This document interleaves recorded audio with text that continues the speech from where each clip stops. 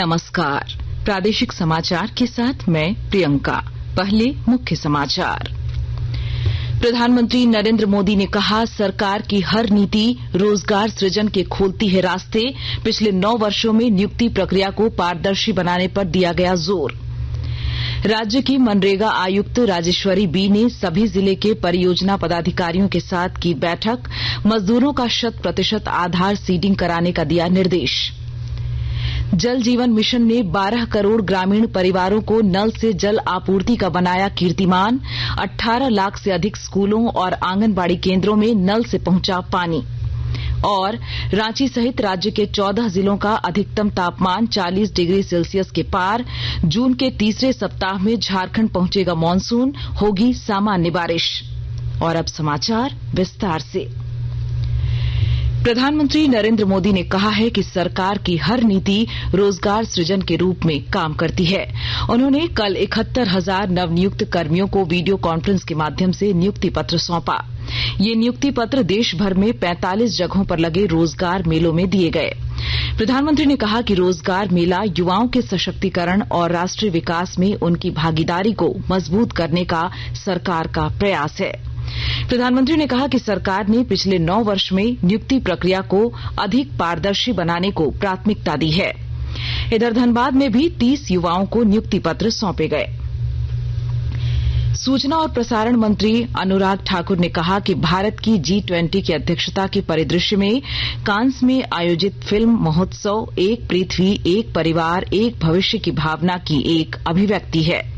श्री ठाकुर ने कहा कि सूचना और प्रसारण राज्य मंत्री डॉक्टर एल मुरुगन, ऑस्कर से सम्मानित गुनीत मोंगा कपूर और प्रतिष्ठित अभिनेता कंगामम तोम्बा और अभिनेत्री एशा गुप्ता के साथ कांस फिल्म महोत्सव के भारतीय प्रतिनिधि का नेतृत्व कर रही हैं। उन्होंने कहा कि यह प्रतिनिधिमंडल संस्कृति और विरासत की समृद्धि और विविधता का प्रतिनिधित्व कर रहा है।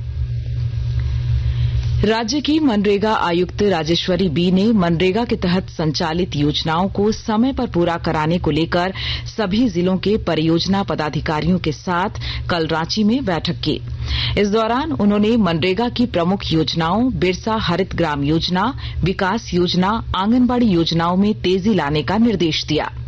उन्होंने मनरेगा के तहत सक्रिय मजदूरों का 100% आधार सीडिंग कराने का भी निर्देश दिया। इसके अलावा प्रधानमंत्री आवास योजना ग्रामीण की भी समीक्षा की गई। निलंबित आईएएस अधिकारी पूजा सिंघल की तबीयत खराब होने के बाद कल देर शाम उन्हें रिम्स में भर्ती कराया गया है। सिर दर्द और चक्कर आने सहित अन्य परेशानियों की शिकायत के बाद उन्हें बिरसा मुंडा केंद्रीय कारा से रिम्स लाया गया। रिम्स के अधीक्षक डॉक्टर हिरेंद्र बिरुआ ने बताया कि पूजा सिंघल को पहले न्यूरोलॉजी विभाग के डॉक्टर सुरेंद्र की देखरेख में और फिर पेइंग वार्ड में भर्ती कराया गया है। राष्ट्रपति द्रौपदी मुर्मू के झारखंड आगमन के दौरान खूंटी के संभावित कार्यक्रम को लेकर खूंटी उपायुक्त शशि रंजन की अध्यक्षता में कल बैठक हुई। इसमें उपायुक्त ने सभी प्रतिनियुक्त अधिकारी, दंडाधिकारी और पुलिस पदाधिकारियों को आपसी समन्वय के साथ काम करने का निर्देश दिया। सरायकेला खरसावां जिला मुख्यालय में झारखंड विधानसभा की पुस्तकालय विकास समिति की सभापति अपर्णा सेनगुप्ता की अध्यक्षता में कल समीक्षा बैठक हुई। इसमें सभी विद्यालयों में पुस्तकालय की उपलब्धता सहित अन्य सुविधाओं को लेकर दिशा निर्देश दिए गए। साहिबगंज जिले के चयनित शिक्षकों की नियुक्ति के लिए प्रमाण पत्रों का भौतिक सत्यापन किया गया। विस्तृत ब्यौरा दे रहे हैं हमारे संवाददाता। सरकार द्वारा शिक्षा की स्थिति को और भी बेहतर बनाने तथा चयनित शिक्षकों की नियुक्ति के लिए साहिबगंज में उनके प्रमाण पत्रों का भौतिक सत्यापन किया गया। इन 82 चयनित अभ्यर्थियों को काउंसिलिंग के लिए जिला शिक्षा पदाधिकारी कार्यालय में पिछले शनिवार और रविवार को बुलाया गया था, जिसमें से कुल 38 अभ्यर्थी शामिल हुए। साहिबगंज के जिला शिक्षा पदाधिकारी श्री दुर्गानंद झा ने बताया कि जिले में शिक्षकों की कमी को देखते हुए विभाग द्वारा पूर्व में चयनित और अनुशंसित शिक्षकों की सूची प्राप्त हुई है। आगामी 19 मई को रांची के खेलगांव में मुख्यमंत्री हेमंत सोरेन द्वारा उनको नियुक्ति पत्र दिया जाएगा। आनंद कुमार ओझा, आकाशवाणी समाचार, साहिबगंज। आकाशवाणी के ताजा तरीन समाचारों के लिए आप हमारी वेबसाइट newsonair.com पर लॉग ऑन कर सकते हैं। ताजा समाचार Twitter handle @AIR news alerts और Facebook page All India Radio news पर भी उपलब्ध है। आप प्रादेशिक समाचार एकांश के Twitter handle @AIR news _Ranchi और फेसबुक, इंस्टाग्राम पेज तथा YouTube channel AIR news Ranchi पर भी हमारे बुलेटिन सुन सकते हैं। प्रादेशिक समाचार आप आकाशवाणी रांची से सुन रहे हैं। जल जीवन मिशन ने 12 करोड़ ग्रामीण परिवारों को नल से जल आपूर्ति प्रदान करने का नया कीर्तिमान स्थापित किया है। इस मिशन की घोषणा प्रधानमंत्री नरेंद्र मोदी ने 2019 में की थी। इसका लक्ष्य 2024 तक गांवों में हर घर को नल से जल आपूर्ति सुनिश्चित करना है। मिशन की घोषणा के समय ग्रामीण क्षेत्रों में केवल 3 करोड़ 23 लाख परिवारों को पाइप से जल आपूर्ति की जा रही थी। जल शक्ति मंत्रालय ने बताया है कि वर्तमान में 5 राज्यों और 3 केंद्र शासित प्रदेशों में 100% परिवारों को नल से जल आपूर्ति का लक्ष्य हासिल कर लिया गया है। मंत्रालय के अनुसार 9 लाख से अधिक स्कूलों और 9,39,000 से अधिक आंगनबाड़ी केंद्रों में नल से जल आपूर्ति प्रदान की गई है। गिरिडीह जिले के बेंगाबाद थाना क्षेत्र में अवैध रूप से संचालित 4 आरा मिलों में छापेमारी करते हुए जेसीबी मशीन से उन्हें ध्वस्त कर दिया गया। डीएफओ प्रवेश अग्रवाल के नेतृत्व में छापेमारी की गई। इन चारों आरा मिल से मशीनों सहित करीब 5 लाख रुपए की लकड़ी भी जब्त की गई है।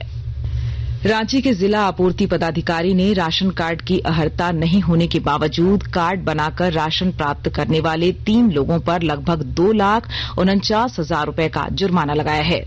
इनमें से 2 लोगों पर 97,000 और 1 पर 54,000 रुपए का जुर्माना लगाया गया है। जुर्माने की राशि जमा नहीं करने पर प्राथमिकी दर्ज की जाएगी। रामगढ़ जिले के गेगदा गांव भुरकुंडा में प्रधानमंत्री सुरक्षित मातृत्व योजना का 57वां कैंप लगाया गया। इस कैंप में 9 गर्भवती महिलाओं के अलावा 5 अन्य महिलाओं की भी मुफ्त रक्त जांच कर चिकित्सा सलाह और दवाई दी गई। 21 जून को आयोजित होने वाले अंतर्राष्ट्रीय योग दिवस को लेकर गिरिडीह में तैयारी शुरू कर दी गई है। इसे लेकर राष्ट्रीय आयुष मिशन द्वारा सदर प्रखंड कार्यालय में 5 दिवसीय हेल्थ एंड वेलनेस एम्बेसडर योग प्रशिक्षण शिविर का आयोजन किया गया। राजधानी रांची सहित राज्य के 14 जिलों का अधिकतम तापमान 40 डिग्री सेल्सियस को पार कर गया है।